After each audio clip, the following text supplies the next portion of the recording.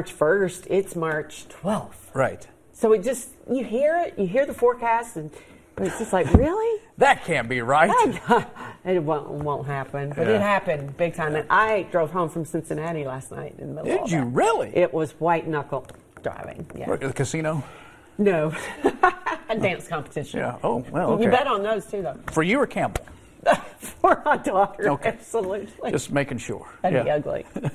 Hey, I'd pay But money. enough about me. Yeah. All right. Yeah, so on today's show, we're going to have a medium, I think is the proper term. One of our coworkers went and saw this lady last year, blew his circuits. He still hasn't recovered from this. Ooh. So we got. I want to know that whole story. Yeah, and we got dancing. We got a little bit of everything. So you ready to begin? I'm ready. Okay, let's do some hot topics. Here we go. Hot topics. It was a beautiful scene this morning. As a matter of fact, we got some great video from one of our employees, Jared Ham, who works over in the creative department, who took video. It is a winter wonderland. Look at this. Look at that. It's like Mr. Freeze from the Batman series, just coated every tree that you see. Yeah, and as we predicted, Bill and Seth and Tom and Jill, it was a heavy, wet snow, so you see how the limbs are just, so that makes it feel even a little more magical, or like you're going into a dark scene in a Disney movie or something, I don't know. But kind of like Beauty and the Beast, maybe. Yeah, right. But the heavy snow on the trees, I know a lot of people lost power because of it, but I think we're in pretty good shape now with KU. I don't think it's going to last very long. Most of it is starting to fall because it's so wet and heavy, but yeah. Yeah, but you know what's on the ground? 6-8 inches, that's not going to melt overnight, even if it's warm. Well, in and some sunny. places, yeah. I'm just here in Lexington, though. I don't think we get that much. Do we? I don't know. It was. I don't know. Well, there's nobody in the weather department to ask, but I don't think we get that much. My unofficial measurement. Was it that much? You want to talk about what we did yesterday? I do.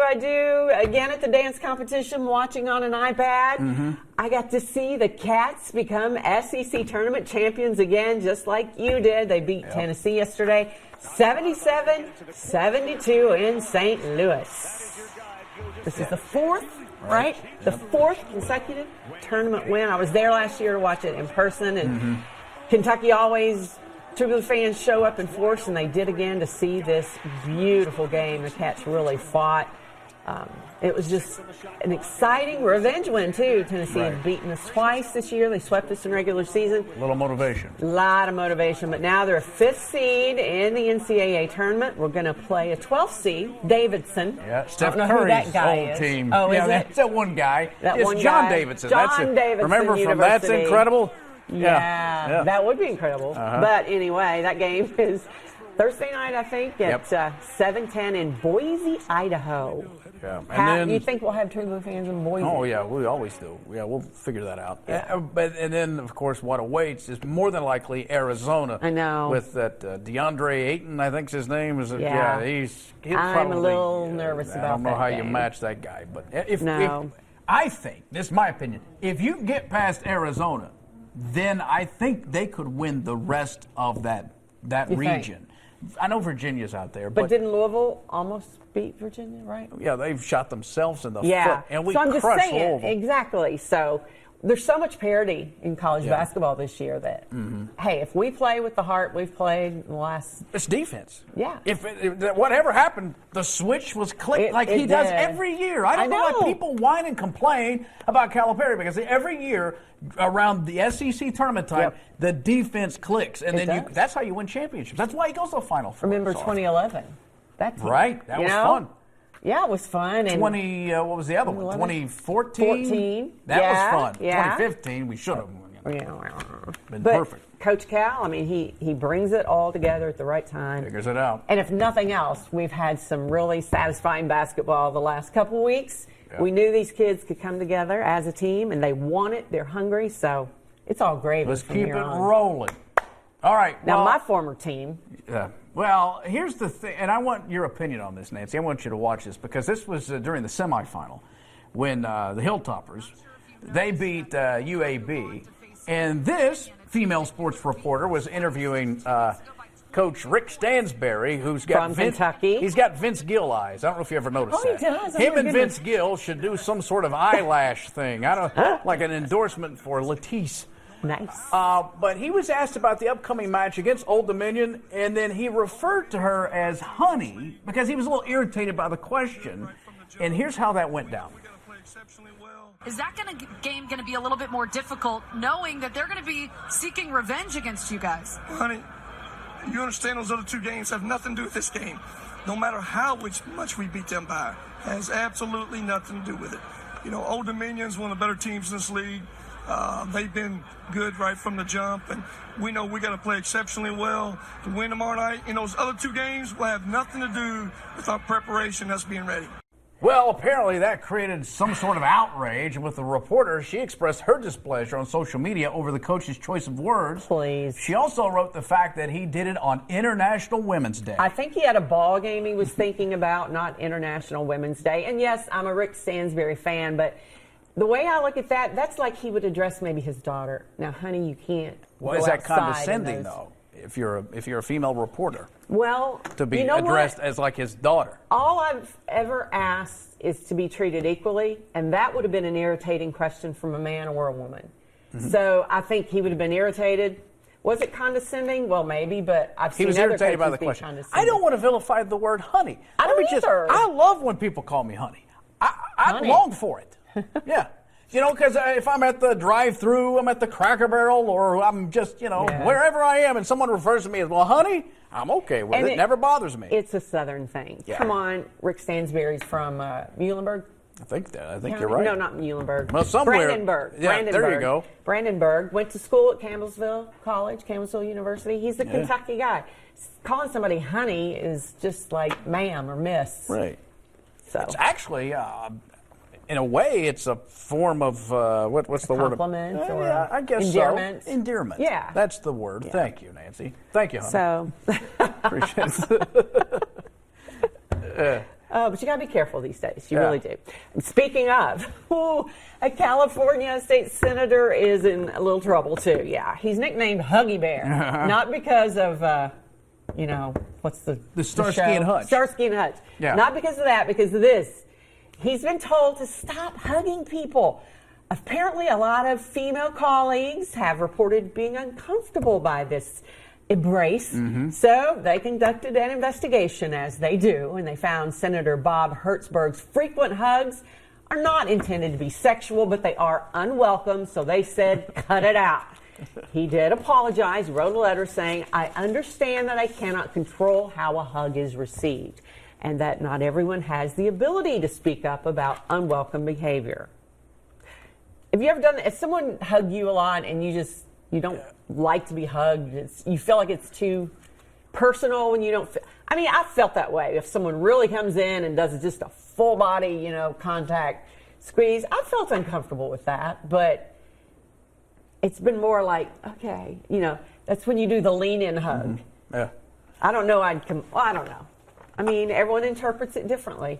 I like it because I'm lonely, so I don't mind it. You're a dirty old man too, but I no. There's sometimes dudes want to hug.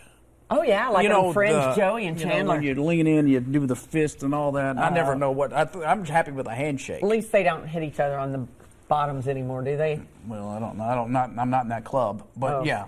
I guess that goes on too. I guess they hug more. I feel bad. It's hard to read somebody's mind, and I feel bad for the guy if, in fact, he's not as creepy as he looks. Well, that's true. But he does look a little creepy. A little bit, and he's kind of a big guy. But apparently, he hugs men. He greets men the same way. But I don't know. Yeah, that's a little friendly for me if it's the big close-up bear hug. But couldn't he sort of sage the situation if he were to announce before? Hey, yes, can I hug you? I'm a hugger, and people have done that.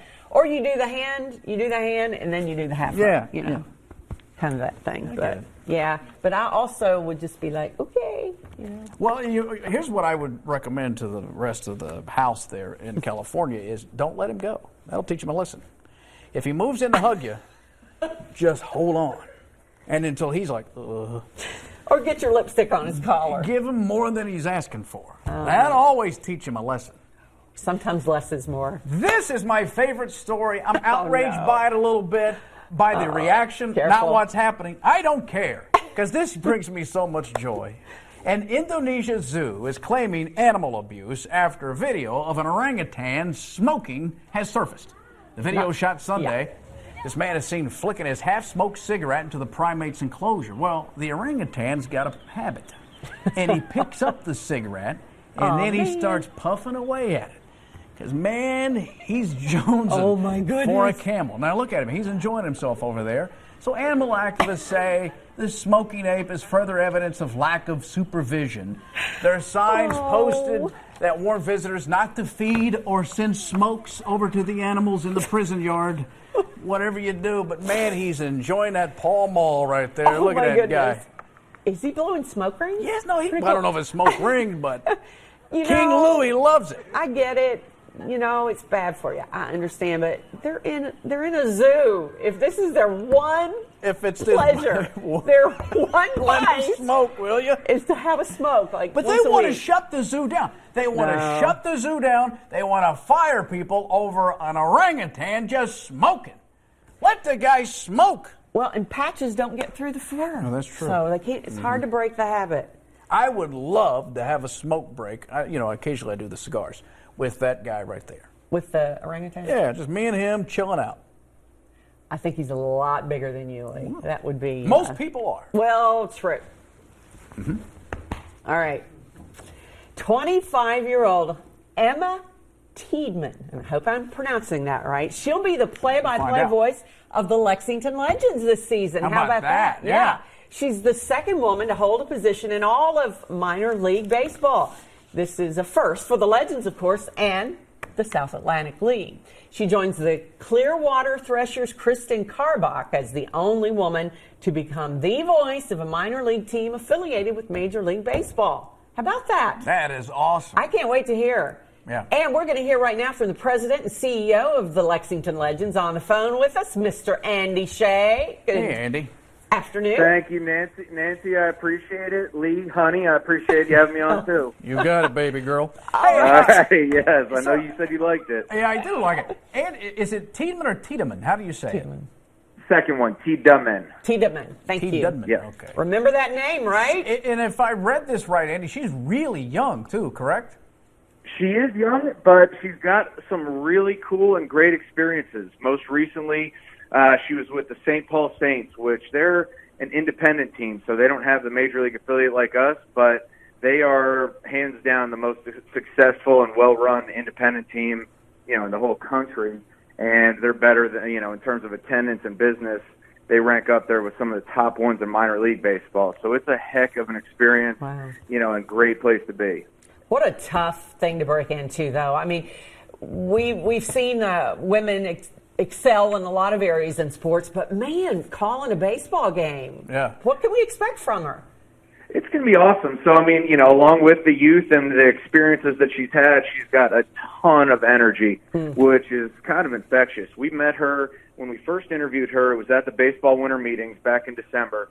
And, not only is it play-by-play, but this is our first year where we're going to be fully on the Internet being streamed. Wow. So we're not going to be on the radio. So she's not only the new voice of the Legends on the play-by-play side, but she's also the face, being that it'll be streamed and on camera.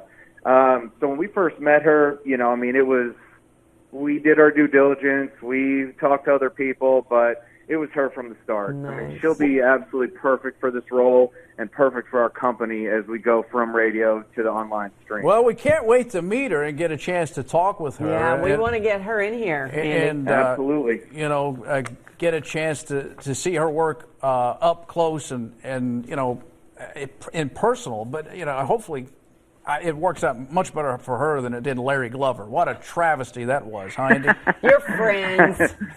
Well, it ruined his life, Andy. He's the cliche, right? Yeah, that's what Larry. Perfect perfect face for radio. Oh, Right? you can say that again. He's my old roommate. I know. All right, Andy. I Well, love hey, Larry congratulations on the hire, and we can't wait to meet her. Thanks for And telling thank us you about for it. doing that, not considering gender but talent, right? Well, absolutely. That's, we're a female-owned company. We've got about 50% female in what has historically been a male-dominated industry. And, again, so we are all about the fairness and inclusiveness, but it's the best people, too. I mean, that's first and foremost. And don't forget, during the season, Orangutan Smoking Night. That's going to be fun there at the ballpark as well. That would be pretty sweet for Yeah, I can't wait to see that. I'm going to do it. Yeah. Hey, Andy, thanks, buddy. We appreciate it. Good talking to you. Awesome. First game's April Thanks for having me 5th, on. Appreciate right? it. All right, thanks, Andy. Opening day. All right, guys, we'll have more with Live with Lee and Hayley as Nancy Cox is hanging out with us today in just a bit. Stay tuned.